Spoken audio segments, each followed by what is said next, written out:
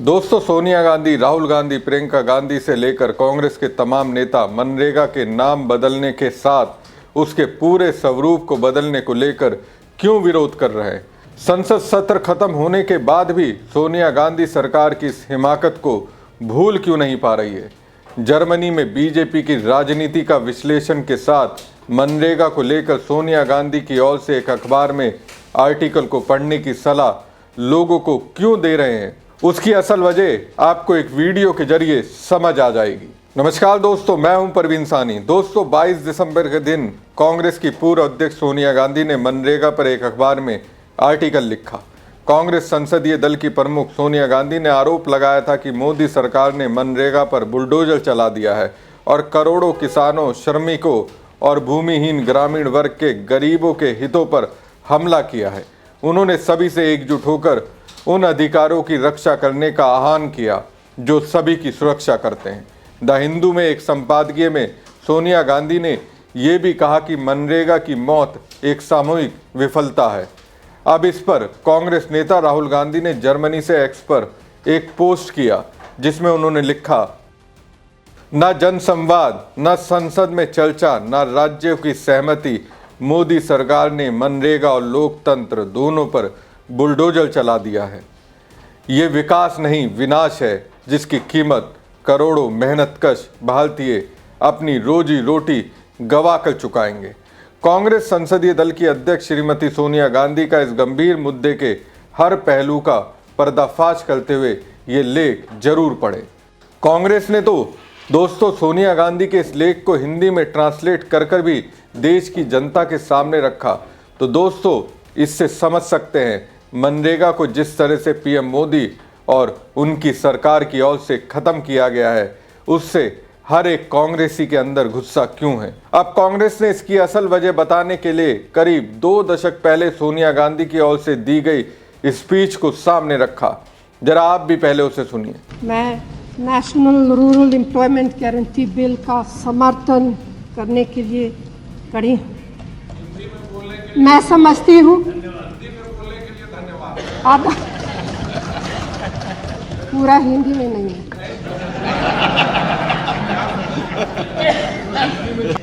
मैं समझती हूँ कि ये एक ऐतिहासिक अवसर है। आज हम 2004 के कांग्रेस पार्टी के घोषणा पत्र का सबसे महत्वपूर्ण वादा पूरा कर रहे हैं और आज हम अपनी यूपीए सरकार के नेशनल कॉमन मिनिमम प्रोग्राम का सबसे महत्वपूर्ण संकल्प पूरा कर रहे हैं। जो लोग देश के ग्रामीण इलाकों में रहते हैं या फिर उन क्षेत्रों का खूब दौरा करते हैं, उन्हें अच्छी तरह मालूम है कि वहाँ ऐसे लोगों की कितनी बड़ी संख्या है जिन्हें रोजगार की ज़रूरत है और वे सार्थक काम की खोज में किस तरह से भटक रहे हैं। इंफ्रास्ट्रक्चर की कितनी कमी है और वह कमी बिल्कुल साफ दिखाई देती है। नेशनल रूरल एम्प्लॉयमेंट गारंटी के इस महत्वपूर्ण विधेयक के जरिए हम इन दोनों मुद्दों का समाधान खोज रहे हैं और अपने गांवों में एक बुनियादी परिवर्तन लाने की कोशिश कर रहे हैं, क्योंकि हम तो सब जानते हैं, हमें एहसास है कि हमारी 2/3 बहनें और भाई उन्हीं गांवों में रहते हैं। इस विधेयक के जरिए हम उन्हें उनका अधिकार, उनका जायज़ हक देने की शुरुआत कर रहे हैं, जिससे वे भविष्य में एक बेहतर जिंदगी जी सके। हमने national rural employment guarantee programme के मौजूदा स्वरूप पर पहली बार 2002 में गुवाहाटी के कांग्रेस मुख्यमंत्रियों के सम्मेलन में विचार विमर्श किया था। इसके बाद माउंट आबू में और 2000 में श्रीनगर के सम्मेलन में इन पर चर्चा फिर से दोबारा चर्चा हुई हम सब ने महसूस किया कि रोज़गार की सुरक्षा देना और ग्रामीण इलाकों में मूलभूत ढांचे को बढ़ाना बहुत ही अनिवार्य है। इस तरह से ऐसा विधेयक हमारी पार्टी के 2004 के घोषणा पत्र का एक केंद्रीय मुद्दा बना। महोदय, 1970 के दशक में जब महाराष्ट्र में सूखे का संकट आया था, तो उस समय मुख्यमंत्री श्री वीपी नायक और गांधीवादी श्री वीएस पागे ने इंदिरा जी के समर्थन से महाराष्ट्र में एक एम्प्लॉयमेंट गारंटी स्कीम लागू की थी। आने वाले वर्षों में इस योजना को राष्ट्रीय स्तर पर लागू करने का प्रयास हुआ, लेकिन किसी न किसी वजह से यह संभव नहीं हो सका। मुझे याद है कि 1980 में इंदिरा जी ने एक rural landless employment guarantee programme शुरू किया था। 87 में राजीव गांधी ने जवाहर रोजगार योजना का आरंभ किया था, और फिर 93 में जब डॉक्टर मनमोहन सिंह जी श्री पीवी नरसिम्हा राव के मंत्रिमंडल में वित्त मंत्री थे, उस समय 120 पिछड़े जिलों में एम्प्लॉयमेंट एश्योरेंस स्कीम शुरू हुई। इन सारे कार्यक्रमों में बुनियादी सिद्धांत रोजगार की एग्जीक्यूटिव गारंटी तक सीमित था, लेकिन हमारा national rural employment guarantee programme Maharashtra की एम्प्लॉयमेंट गारंटी स्कीम की तरह लीगल गारंटी के सिद्धांत पर आधारित है, यानी यह कानून की तरह लागू होगा। अध्यक्ष महोदय, ये बिल,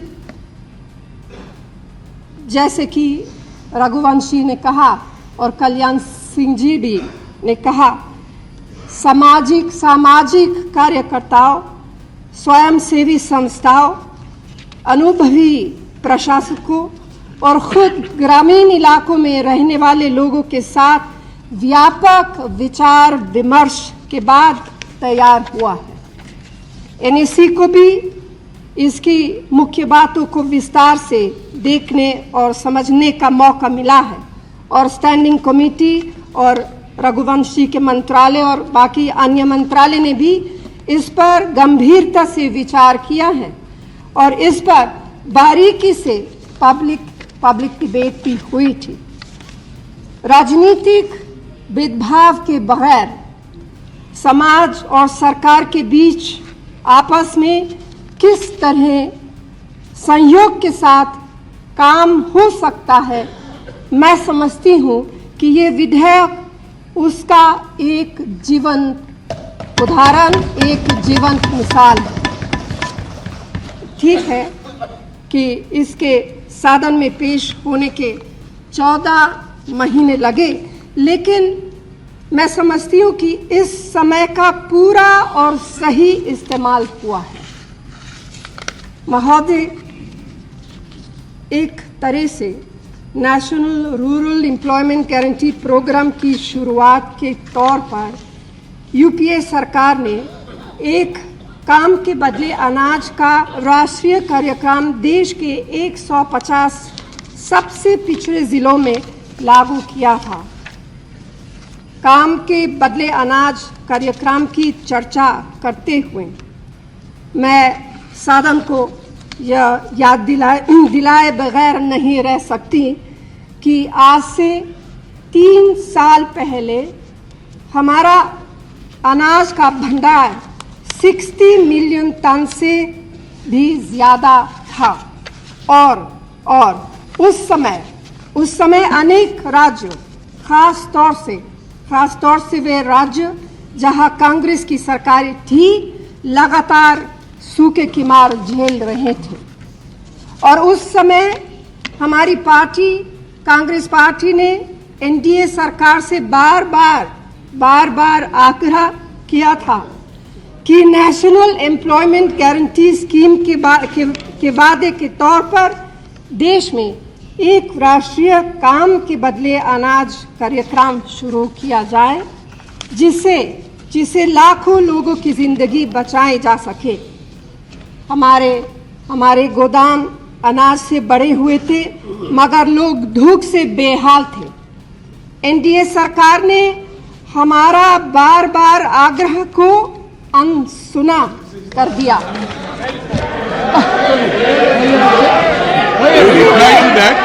आप जवाब दीजिए।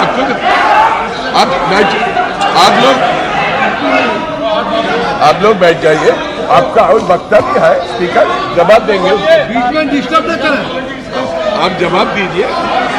आप टिप्पणी कर दिए। आप बाद में जवाब दो ना, जवाब दीजिए उसको, कोई प्रॉब्लम नहीं। ठीक है, आप बोलिए ना, आपको जो मौका आएगा बोलिए, आप बोलिए, उसके कोई हर्जा नहीं है। इसीलिए जरूर बोलेंगे आप लोग। इसीलिए आज हमको ये सही नहीं है, इंटरप्शन ठीक नहीं है। आप बैठ जाए ना, आपका क्या है? इसीलिए हम सबको ठीक है, इस तरफ हम सबको जो कांग्रेस और यूपीए में है, इस बात का गर्व और इस बात का संतोष है कि इस विधेयक के जरिए हम उन करोड़ों लोगों को की मदद करने की कोशिश कर रहे हैं जिन्हें इसकी सचमुच जरूरत है। महोदय, मैं बहुत संक्षेप में महाराष्ट्र की एम्प्लॉयमेंट गारंटी स्कीम के कुछ फायदे गिनाना चाहती हूँ और यहाँ मेरे पास एक रिपोर्ट है आंकड़े के साथ। इसके लागू होने से खेत मजदूरों को ज्यादा वेतन मिला, उनकी जिंदगी में, खास तौर से महिलाओं की जिंदगी में काफी सुधार हुआ और कुछ आंकड़े बताते हैं कि वहाँ एम्प्लॉयमेंट गारंटी स्कीम में काम करने वाले लोगों में 40 से 50% तक महिलाएं हैं। जहाँ सिंचाई के साधन नहीं है, वहाँ भी उत्पादन बढ़ा है। और एक बात की जानकारी शायद काफ़ी लोगों को नहीं है कि 1990 के दशक में इस एम्प्लॉयमेंट गारंटी स्कीम के जरिए करीब 10 लाख हेक्टेयर जमीन को बागवानी के लायक बनाया गया था।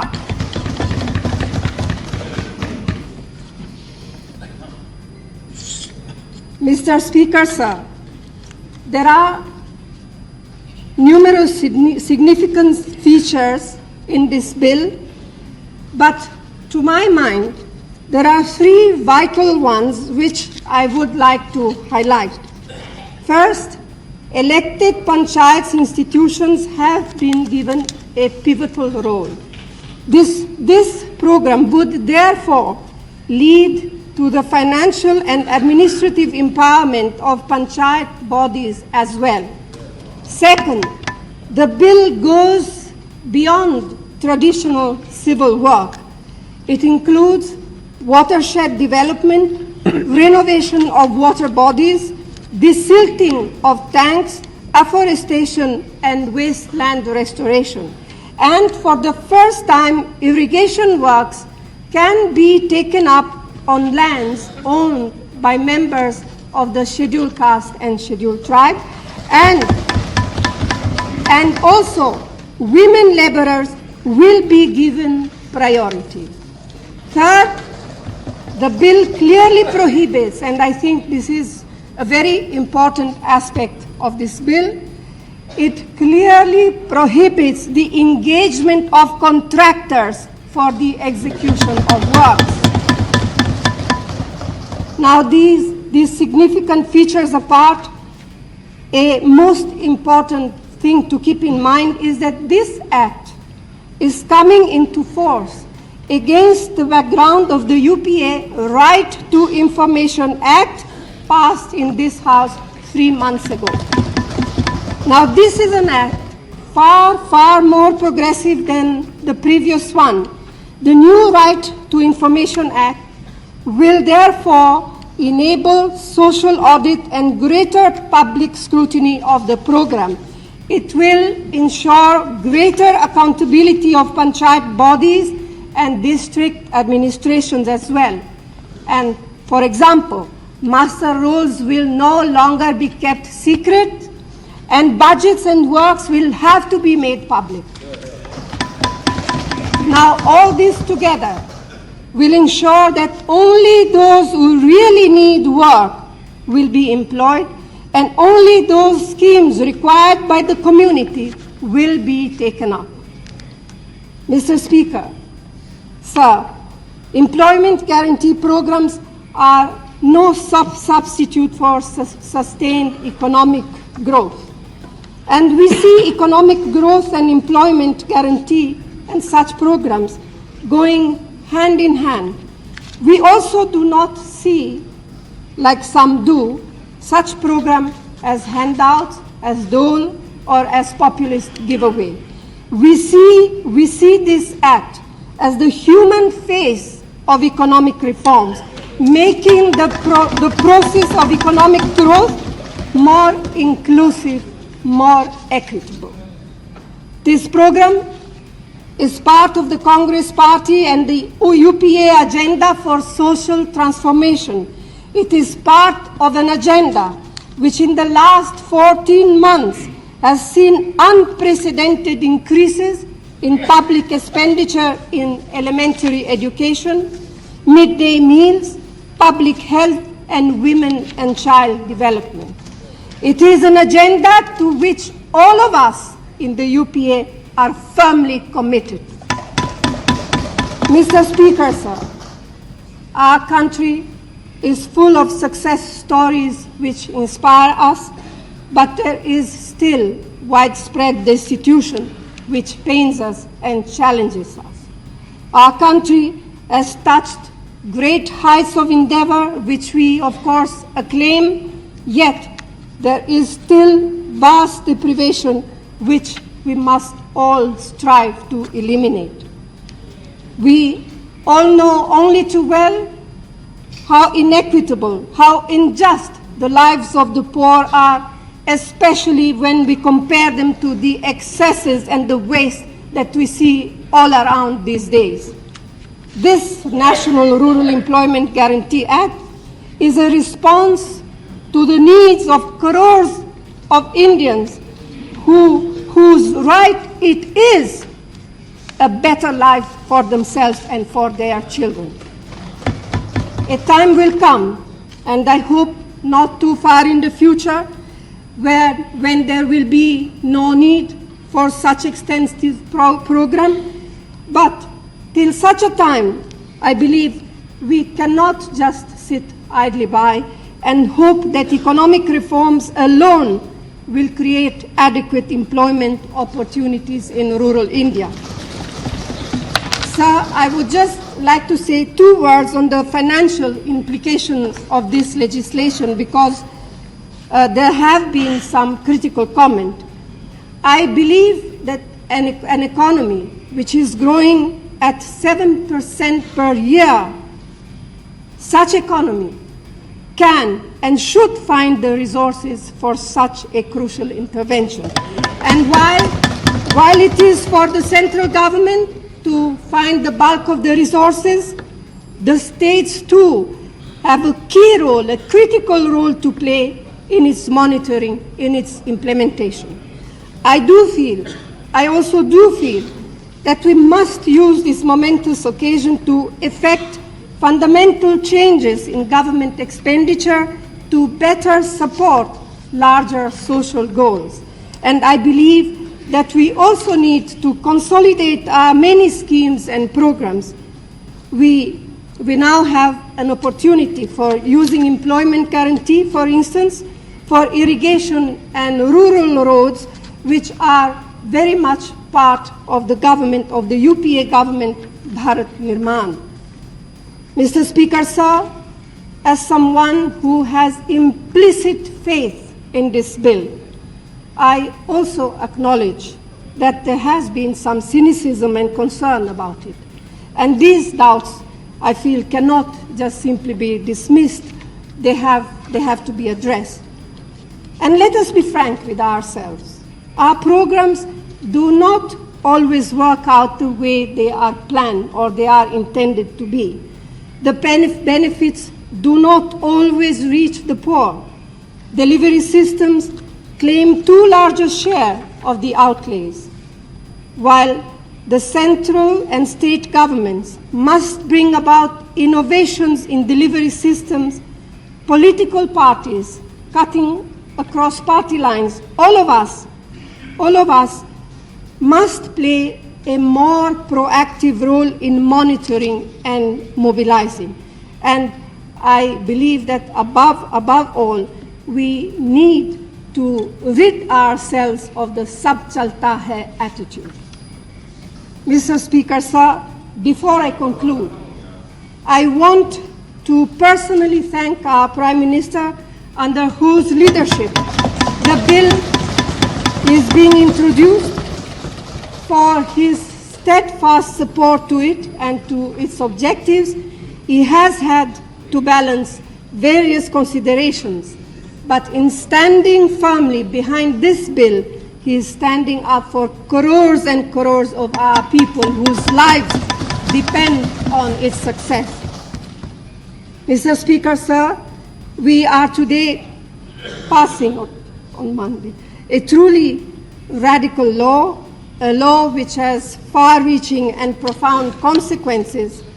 But the real challenge begins now in making sure that the legislation works in the manner it is meant to, in a manner that will tangibly impact the lives of crores of our brothers and sisters in rural India. To this, I am personally committed. To this, the Congress Party is committed. To this, the UPA government is committed. Thank you. Thank you. ये speech Sonia Gandhi ने तब दी थी जब मनरेगा कानून संसद से पास किया गया। तब सोनिया गांधी ने इसे ऐतिहासिक करार दिया था। अब बीजेपी की ओर से उसे ही खत्म कर दिया गया। सोनिया गांधी के दिल और दिमाग में गांव में रहने वाले लोगों के लिए क्या स्थान था, उनकी इस स्पीच से समझ सकते हैं। एक तरह से देखा जाए, मोदी, शाह और उनकी सरकार ने सोनिया गांधी के इमोशन को ही हिला कर रख दिया। कहा जाता है मनरेगा सोनिया गांधी के दिमाग की उपज थी, जिसको बीजेपी ने उसे जी राम जी में कन्वर्ट करके बंजर बनाने का काम किया। इसलिए तो कांग्रेस कह रही है जब उनकी सत्ता आएगी तो फिर से मनरेगा निखर कर सबके सामने आएगा। हमारी खबर आपको कैसी लगी कमेंट बॉक्स में कमेंट करके जरूर बताएं। साथ ही पेज को ज़्यादा से ज़्यादा लाइक और शेयर कीजिएगा। धन्यवाद।